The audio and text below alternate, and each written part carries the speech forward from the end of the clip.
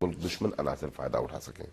لہٰذا سب سے پہلا کام تو یہ ہے کہ ان اداروں کی تطہیر کی جائے.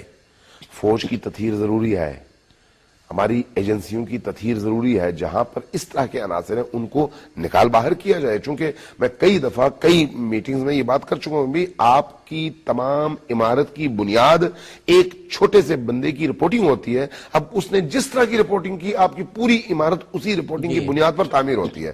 لہٰذا محب وطن عناصر کو یہ لوگ پہچانیں اور مخرب وطن عناصر کو بھی یہ لوگ پہچانے. یعنی یہ فیکٹر بھی بہت اہم ہے. یعنی یہ ہماری ایجنسیوں کے لیے, ہمارے اداروں کے لیے, ہماری فوج کے لیے, سیکیورٹی کے ذمہ دار اداروں کے لیے بھی ضروری ہے کہ وہ دیکھیں کہ کون سے لوگ ایسے ہیں جو صلح پر یقین رکھتے ہیں, امن پر یقین رکھتے ہیں, بھائی چارے پر یقین رکھتے ہیں, لوگوں کے درمیان وحدت اور اتفاق کے لیے کوشش کرتے ہیں. ہم یہ جناب مولانا دعا بھی کرتے ہیں, اور جو ہمارے محب وطن حلقے ہیں وہ خدا کرے کہ ایسا اخلاقی دباؤ بھی کریٹ کر سکیں کہ ہمارے وہ ادارے جو ذمہ دار ہیں ان ایکٹیویٹیز کو روکنے کے, وہ اپنا کام کر سکیں. جناب مولانا آغا امین شہیدی صاحب, بہت شکر گزار ہوں آپ ہمارے پروگرام میں تشریف لائے.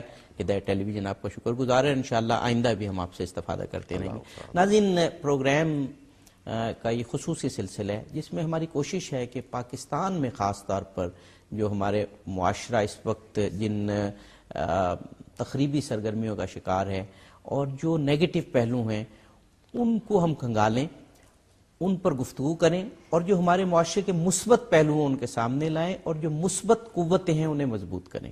انشاءاللہ یہ سلسلہ جاری رہے گا. دیگر علماء اور دانشوروں سے بھی ہماری گفتگو جاری رہے گی. آپ کی فیڈ بیک کا بھی ہمیں انتظار ہوگا. اظہر علی عابدی کو اس خصوصی نشست سے اجازت دیجیے. فی امان اللہ.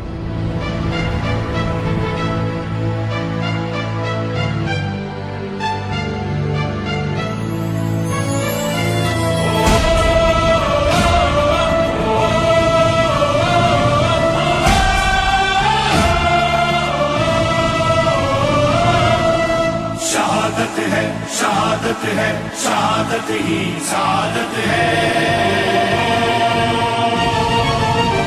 شہادت ہے, شہادت ہے, شہادت ہی